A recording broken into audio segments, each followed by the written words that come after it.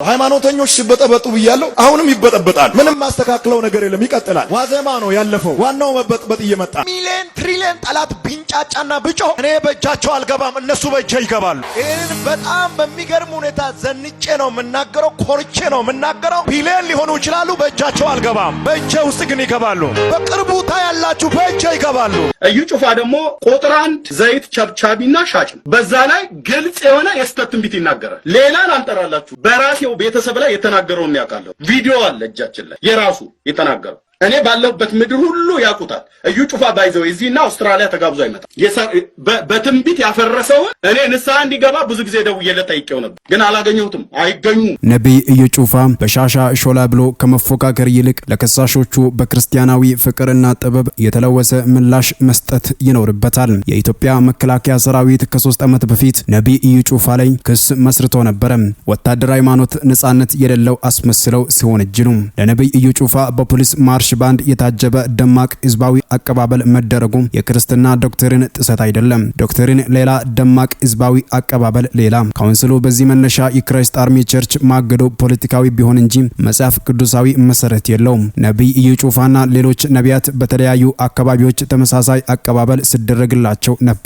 በሌላ በኩል በሀገራችን በርካታ የተለያዩ የሃይማኖት አገልግሎቶችና መንፈሳዊ ስብሰባዎች በፖሊስ ማርሽ ባንድ ሲታጀቡ እንደነበር ልብ ይሏል።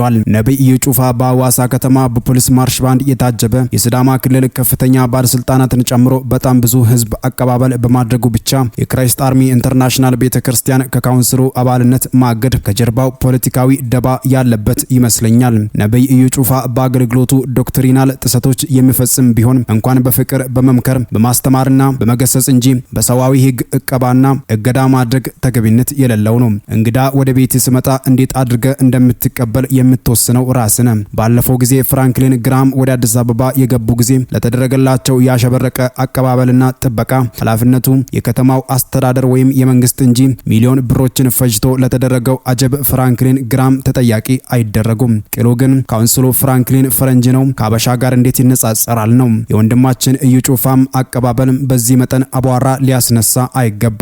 ካውንስሉ አገልጋዮችን በቀለም ይሁን በሌላ እየለየ የሚፈጽመውን ማስጠንቀቂያ፣ እግድ፣ ክልከላ ማቆም አለበት።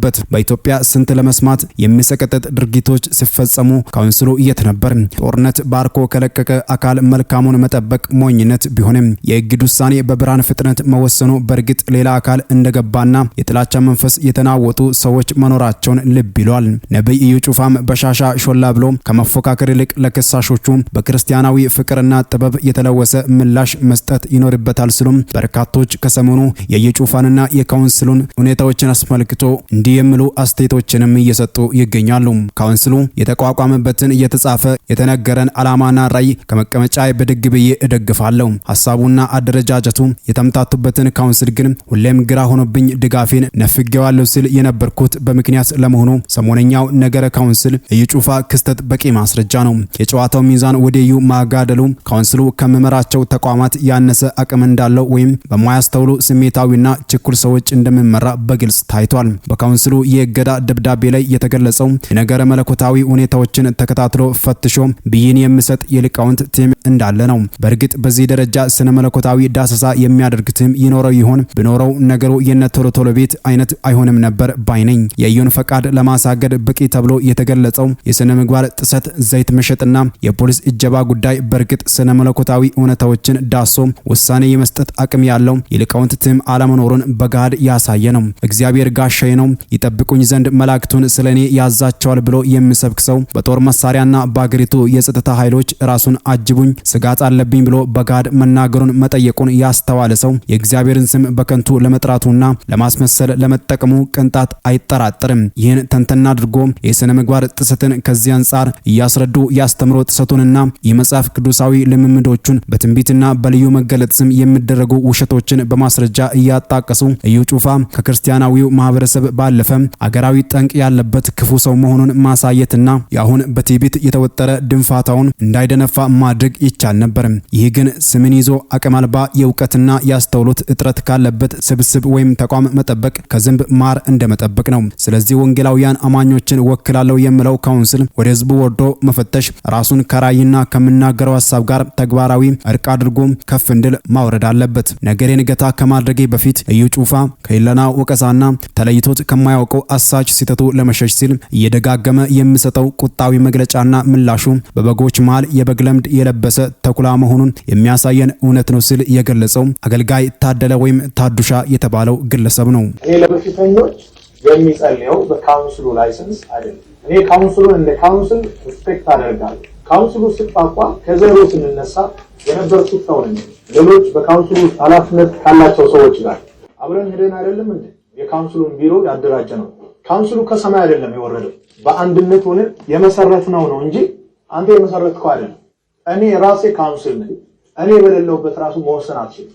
ለመወሰንም ለማገድም እኔ እዛው መገኘት አለብኝ። ካውንስሉ አንድን ተቋም ከማገዱ በፊት የተቋሙን መሪ በክብር በደብዳቤ ጠርቶ ማነጋገር አለበት። ያለምንም ጥሪና ምልክት ሁለት መስመር በጻፍከው ሐሳብ ላይ መዝገብ ቤት ያለውን ማህተም ወስደህ መተህ ከዛሬ ጀምሮ የክራይስት አርሚ ላይሰንስ ታግዷል የምትለው ነገር እንዴት ያለ ንቀት ነው? ካውንስሉን እንደ ካውንስልና እንደ ተቋም እጅግ በጣም አከብራለሁ። ካውንስል ውስጥ ያሉ ካንሰር የሆኑ ሰዎችን ግን ከዛሬ ጀምሮ ፊት ለፊት እጋፈጣለሁ። በካውንስሉ ውስጥ ደግሞ እጅግ በጣም የተከበሩ የሰከኑ ምንም ሲፈጠር በተረጋጋ መንፈስ የሚያዩ ለማስተካከል ብቻ የሚሰሩ ሰዎች አሉ። ካውንስሉ እኔን ፈልጎ አልመጣም። እኔ ነኝ በራሴ ጊዜ በእናንተ ጥላ ስር ሆኜ ከእናንተ ጋር መስራት ፈልጋለሁ መዝግቡኝ ብዬ የተመዘገብኩት እኔ ነኝ። እንዳደመጣችሁት ነው። ተኩላው ሲነካኩት ማንነቱን ገልጧል። ደብቆ የኖረው ነገሩ ደብቆት አይደለም፣ ግን ብዙዎች ደብቀውለት ያኖሩለትን ማንነቱን መግለጫ ምናምን ሲሰጡበት ነካ ነካ ሲያደርጉት ማንነቱን፣ ጥፍሩን፣ ጥርሱን ብዙ በጎችን የክርስቶስ የሆኑትን ምስኪኖች የዘነጣጠለበትን በፈውስም በተአምራትም ገንዘብ ሲሰበስብበት ሰዎችን የሐሰት ትንቢት ሲያጠግብበት የነበረውን ማንነቱን አሁን ገልጧል። ካውንስሉ ጥርስ የሌለው አንበሳ ይሁን ጥርስ ያለው አንበሳ የምናይበት እድል ነው። ከዚህ በፊት መግለጫ ሰጥታችኋል። ዓለማዊ ሚዲያ ሁሉ ላይ መግለጫ ሶሻል ሚዲያውን ሞልታችሁታል። በመገናኛ ብዙሃን ላይ እንደ ዜና አሰራጫችኋል። ይሄ ድምጻችሁ የአንበሳ ይመስላል። ይህ አንበሳነታችሁ ድምጽ ብቻ ይሁን ወይም ጥርስ ያለው አንበሳ ትሆኑ የምናይበት ሁኔታ ነው ተፈጠረው ማለት ነው። መጽሐፍ ሲናገር ሰነፍ ዝም ቢል ጠቢብ ሆኖ ይቆጠራል፣ ከንፈሩን የሚቆልፍ ባለ አእምሮ ይመስላል ይላል ምሳሌ 17 ቁጥር 26 ላይ። ይጩፋ ከዚህ በፊት ዝምታው ጠቢብ ቢያስመስለውም ሲናገር ግን አላዋቂነቱን በአደባባይ ያስመሰከረ ይመስላል። እኔ ነኝ ካውንስሉን ያቋቋምኩት ይላል። ካውንስሉ እንግዲህ ሲቋቋም የራሱ የሆነ ህገ ደንብ አለው፣ መተዳደሪያ ደንብ አለው። ከመተዳደሪያ ደንቦቹ መካከል አንዱ ደግሞ የካውንስሉ አባል የሆነ ማንኛውም አባል በዛ ላይ ፈርሞ የወሰደው መተዳደሪያ ምን ይላል? ቁሳቁስ መሸጥ አይቻልም። በፈውስ ስም፣ በተአምራት ስም ጨው መሸጥ፣ ዘይት መሸጥ፣ ጨርቅ መሸጥ አይቻልም። ሰውን ምዕመንን መበዝበዝ አይቻልም የሚል መተዳደሪያ ደንብ አላቸው። የካውንስሉ አባል ነህ ማለት ፍቃድ ወስደሃል ማለት ያንን መተዳደሪያ ደንብ ላደርግ ለዚህ ልገዛ ብለህ ፈርመሃል ማለት ነው። እኔ በሌለውበት መወሰን አትችሉም ብላል። ሁለተኛ አላዋቂነትህን ልንገር። ካውንስሉ ሲቋቋም ራሱን የቻለ ዋና ሰብሳቢ፣ ምክትል ሰብሳቢ፣ ዋና ፕሬዝዳንት፣ ምክትል ፕሬዝዳንት ብሎ የህግ አካል ያለው የሥነ መለኮት ክፍል ያለው የሥነ መለኮት ክፍሉ እዛም እዚህም ያሉ ሐሰተኛ ነቢያትን አክተልትሎ ወይም አግበስብሶ የያዘ ቢሆንም አስተማሪዎች፣ የስተት አስተማሪዎች፣ የስተት ሐዋርያት፣ የስተት ነቢያትን ሁሉንም የያዘ ቢሆንም ቅሉ ግን ሲቋቋም እንደ ህጋዊ አካል እነዚህን ሁሉ ያሟላ መሆኑ የታወቀ ነው። በዚህ ኃላፊነት ውስጥ ደግሞ አንተን ምክትልም ዋናም ፕሬዝዳንትም ሰብሳቢም አድርጎ የመረጠህ የለም።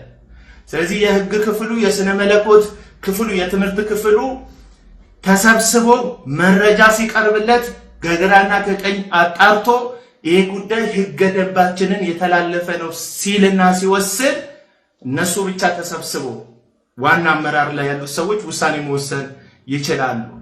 አንተ መተህ ውሳኔው አላግባብ እንደሆነ ማስረዳት ማብራራት ማስረጃ የላችሁ ምንድነው ማስረጃችሁ ዘይት አልሸጥኩም እንደዚህ አላደረኩም ብለህ ማቅረብ ትችላለህ ግን ወተህ ቴሌቪዥን ስላለህ ብቻ በሚዲያ ላይ ወተህ እናንተ ማናችሁ ያለኛ ካውንስሉ የለም እኔም ካውንስል ነኝ የሚል ገንዘብ ያደለበው ትዕቢተኝነትህን የሚያሳይ መግለጫ ግን መስጠት አትችልም ምክንያቱም ከካውንስሉ ፍቃድ የወሰድከው ራስ መተ እንደሆነ በዚህ ንግግር ተናገረካል ራስ መተ የወሰድከው እኮ ከሰላም ሚኒስቴር ሙሉ ጉዳዩ ለካውንስል ስለተሰጠ አንተ ብቻ አይደለም አብያተ ክርስቲያናት ሁሉ እዚህ ካውንስል ውስጥ ገብተዋል ምክንያቱም ሰላም ሚኒስቴር ከዚህ በፊት ለየትኛው የሃይማኖት ተቋም ፍቃድ ይሰጥ ነበር አሁን ግን ሰላም ሚኒስቴር የነበረውን ኃላፊነት ሙሉ ለሙሉ ምን ወስዶታል ይሄ ካውንስል ወስዶታል አማራጭ የለም ሰላም ሚኒስቴር ማደስ አትችልም ፍቃድህን ያገልግሎት ፍቃድህን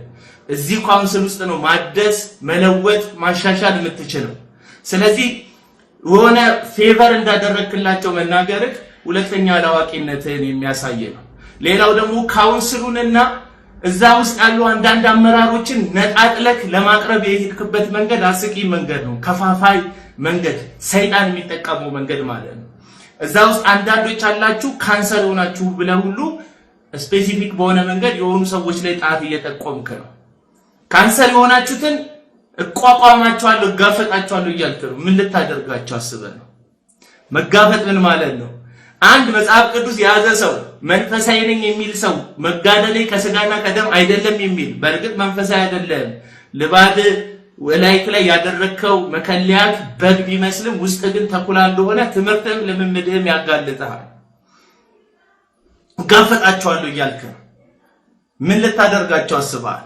ቀጥሎ ደግሞ እዛ ውስጥ ያላችሁ አባቶች አላችሁ ጥሩ ሰዎች የምታስተውሉ ሰዎች አላችሁ ብለው ሁለት ጎራ ልትፈጥር ፈልጋል አስተዋዮች እንዳሉ ከዛ በኋላ የማያስተውሉ ካንሰሮች እንዳሉ ምንም ማልክ ምንም ኃላፊነት ላይ ካሉ ተሰብስበው የወሰኑት ነውና ሁለት ጎራ ልታደርጋቸው አትችልም የሁሉም ውሳኔ ነው እንደውም መግለጫው ላይ ምን ይላል የህግ ክፍልና የስነ መለኮት ወይም የትምህርት ክፍል ነው ይሄን ውሳኔ ግራና ቀኙን አይቶ የወሰነው የሚል ሐሳብ አለ ስለዚህ ነጣጥለክ በዚህ በኩል ወዳጅ በዚህ በኩል ጠላት ልታደርጋቸው እየፈለክ ነው የሞኛ ከሄዳጅ ታጅቦ እንዲገባ ነው የምትፈልጉት አጀብ አጀብ ብላችሁ ሁከት የምትፈጥሩ ሰዎች ለመታጀብ ፈልጋችሁ ከሆነ እንድትታጀቡ የሚያደርግ ሥራ መጀመሪያ መስራት አለባችሁ ምንም ውስጣችሁ ላይ ሳይኖር ባዶ ቀፎ ሆናችሁ ለመታጀብ ማሰብ በጣም የበዛ ሞኝነት ነው እንግዲህ እንደሰማችሁት ነው ትላንትና በተሰራው ቪዲዮ ላይ አንዳንድ ሰዎች ስብና ነክታል አላችሁ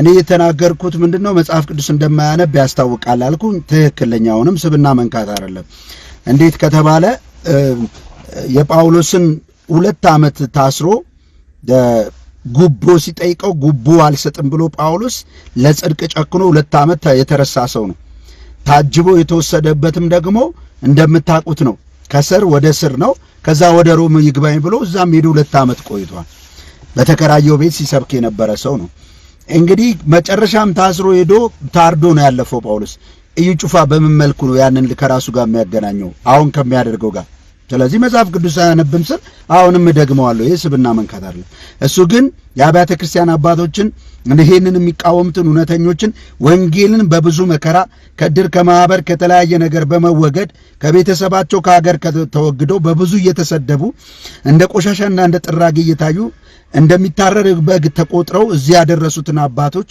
ቀፎዎች ምንም የለባችሁ ማለት ስራ ሰርቻለሁ አለ ስራውን በውጤት ስናይ ምንድነው የሰራው እዩ ጩፋ የአብያተ ክርስቲያናትን ልጆች ደቡብ ላይ ብዙ ክርስቲያን ስለሚበዛ ወደዛ ኮንፈረንስ የቡና ወቅትና ሰው ገንዘብ የሚያገኝበትን ወቅት ጠብቆ ሄዶ ኮንፈረንስ ማዘጋጀት ነው የሚመጣው ህዝብ አዳዲስ ነፍስ አይደለም ያወቀ ነው ኦኬ እነዛን ያመጣል ኢየሱስ ከተባለ ኢየሱስን ስለሚወድ ደቡብ ልጅ ከዛ በኋላ ምን ያደርገዋል ያቺን ያገኛትን የሰበሰባትን በዘይትና ትቀባላችሁ ከቀብቷል ጸልይበታለሁ በሚል ሰብስቦ ይመጣል የራሱን ህንጻ የራሱን ነገር ይገነባል ስራ ማለት እኮ ዳጆቼ እና አባባው እንዳሩ የሰሩት እነ ተስፌ ጋቢሶ የሰሩት ነው ስለዚህ እነሱን ቀፎ ብሏቸዋል እነሱ ግን አልታጀቡም ምን አላሉም ወዳጆቼ ስለዚህ አስተውሉ እንደዚህ ብሎ የተሳደበ ሰው አንዳንድ ክርስቲያን ነን ባዮች ልታስፈራሩ የምትሞክሩ ለእናንተ መልስ ልስጣችሁ። መልስ ባያስፈልግም ነበር።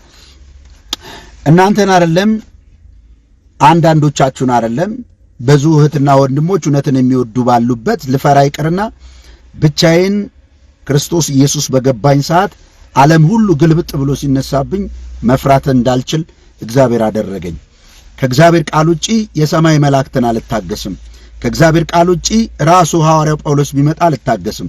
በራሱ ቃል እኛም ብንሆን የተረገመን እንሁን ብሏል። የሰማይ መላእክትን ብሏል እንጂ አንድ መልአክ ታየ ተብሎ አቅል ጠጥሎ ወንበር እንደሚሰብር አይነት ሞኝ ክርስቲያን አይደለሁም። በእግዚአብሔር ቃል ማመን ደግሞ ወንጌላን አማኞችን ፒላር ከሆኑት ትምህርቶች ውስጥ አንዱ መጽሐፍ ቅዱስ ብቻ በሚለው የማምን ሰው ነኝ። ስለዚህ እኔ ከፈለክ ማለት ነው ይሄንን ማየት ትችላለህ። ዛሬ አይደለም የጀመርኩት በእግዚአብሔር ቃል ፊት ለፊት መሞገት ትችላለህ። ኃጢአትን አታድርጉ ከአብ ዘንድ ጠበቃ ለኢየሱስ ክርስቶስ መለመን ትችላለህ። ስለዚህ እውነትም መንገድም እኔ ሕይወትም ነኝ ትችላለህ። አድናለሁ በእኔ ማን ብሏል? መዳን ይቻላል። ትችላለህ። አመሰግናለሁ። ትችላለህ። ግን እናንተ የዓለም ብርሃን ናችሁ ብሏቸዋልና ብርሃኖቼ ናቸው ትላቸዋለህ። ቅዱሳን እናንተ የዓለም ብርሃን ናችሁ ብሏል። ወንጌል ማቴዎስ 5:14 ነው። እናንተ የዓለም ብርሃን ናችሁ ብሏቸዋል ትላለህ። የዓለም ብርሃን ሆነው መሰለኝ የሚከተለው በእነሱ ያስተማሩትን ትምህርት። የዓለም ብርሃን መሆን ማለት አርያ ማሳየት ነው። ስለዚህ እኛ ክርስቶስን መስለናል። እኛ መሰሉ ነው ያሉት። ይህንን ነው የምቀበለው። እነሱ ክርስቶስን መስለዋል። ስለዚህ አንተ እነሱን ትመስላለህ። በኢየሱስ ክርስቶስ ኃይልም በሚሰጠኝ በክርስቶስ ሁሉን እችላለሁ። እንግዲህ ቃሉ ነው። ከወንጌል ውጪ ደግሞ ካልተጻፈ ውጪ ልሄድ አልችልም። ጸሎት እንደ ተመለከታችሁት የእግዚአብሔር ቃል ሲበልጥብኝ እውነት ሲበራልኝ ፊት ለፊት ማንንም ሰው ስታገስ አላያችሁምም። እንደው ብድግ ብዬ ዛሬ የነቢያት ጠላት አይደለሁም። እኔ በፍጹም ነቢያት እንዲበዙልን አገልጋዮች እንዲበዙልን እጸልያለሁ። እውነተኞችን ደግሞ አበረታታለሁ። ስለዚህ ልታስፈራሩ የምትሞክሩ አጀብና ህዝብ ቢፈለግ ኖሮ ወይ ደግሞ መፍራትን ቢኖርብኝ ኖሮ እዚህ ቦታ ላይ ቆሜ ይህን ባላደረግኩ ኖሮ ሁሉን ጥዬ ነው የወጣሁት እና ምንም የምፈራው ነገር የለም።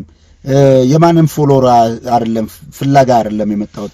እውነተኛ የእግዚአብሔር ልጆች የሱ የሆኑት እውነተኛውን ቃል አብሬ በመካፈል በክርስቶስ ኢየሱስ ቀን ያለ ነውር ያለ ነቀፋ ሆነን በፊቱ ለመቆም ቆርጬ ወስኜ ማገለግል የእግዚአብሔር ልጅ ነኝ። ይሄ ደግሞ የእግዚአብሔር ጸጋ ስለሆነ ያደረገኝ ጸጋውን አልጥልም ወዳጄ። በአንተ ሆይ ሆይታ፣ በአንተ ኮሜንት ክፋት ጋጋታ ጸጋው አይጣልም፣ ጸጋው አይጣልምና ሐሰተኞቻችሁን ይዛችሁ እናንተ እንደወደዳችሁት መሆን ትችላላችሁ። እውነተኞች ደግሞ አሉ። እግዚአብሔር ይባረክ። ከአባቶች ጋር እንቆማለን።